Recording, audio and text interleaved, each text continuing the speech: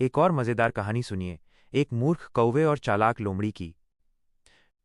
चालाक लोमड़ी और मूर्ख कौवा।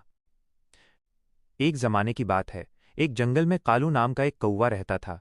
कालू को बहुत जोरों की भूख लगी थी। वह खाने की तलाश में उड़ रहा था कि उसकी नज़र एक घर की खिड़की पर पड़ी।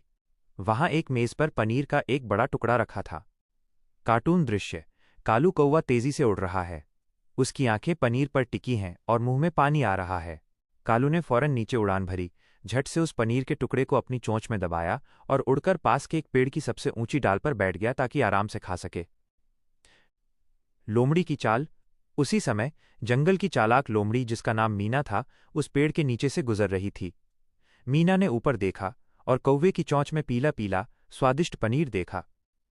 वाह, क्या शानदार नाश्ता है! मीना के मुंह में पानी आ गया। उसने सोचा, ये पनीर मुझे किसी भी हाल में चाहिए। कार्टून दृश्य।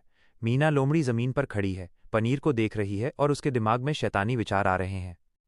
मीना जानती थी कि वो कौवे से पनीर छीन नहीं सकती, इसलिए उसने अपनी चालाकी का इस्तेमाल करने का फैसला किया।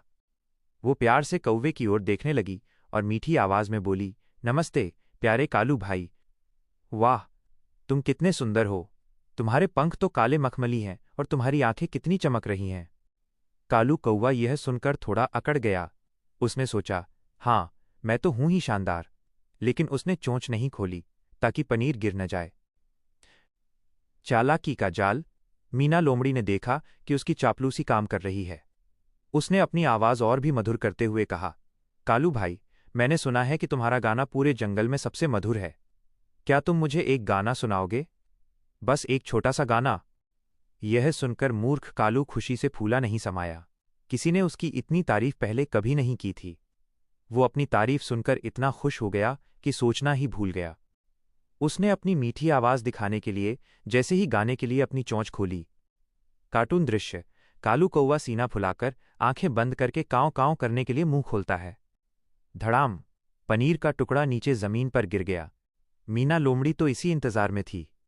वो तेजी से लपकी और एक ही झटके में पनीर का टुकड़ा उठाया। मीना ने पनीर खाते हुए हंसकर कालू से कहा, शुक्रिया कालू भाई, तुम सुंदर तो हो पर बुद्धिमान बिल्कुल नहीं। याद रखना, चापलूसी अक्सर मूर्खों के लिए एक जाल होती है। और इतना कहकर चालाक लोमड़ी मीना वहां से चली गई। कालू कौवा अब शर्मिंदा और भूखा होकर डाल पर बैठा अपनी मूर्खता पर पछताता रहा। सीख, मॉरल। चापलूसी करने वालों से हमेशा सावधान रहना चाहिए। अपनी झूठी तारीफ सुनकर कभी भी अपनी बुद्धि मत खोना।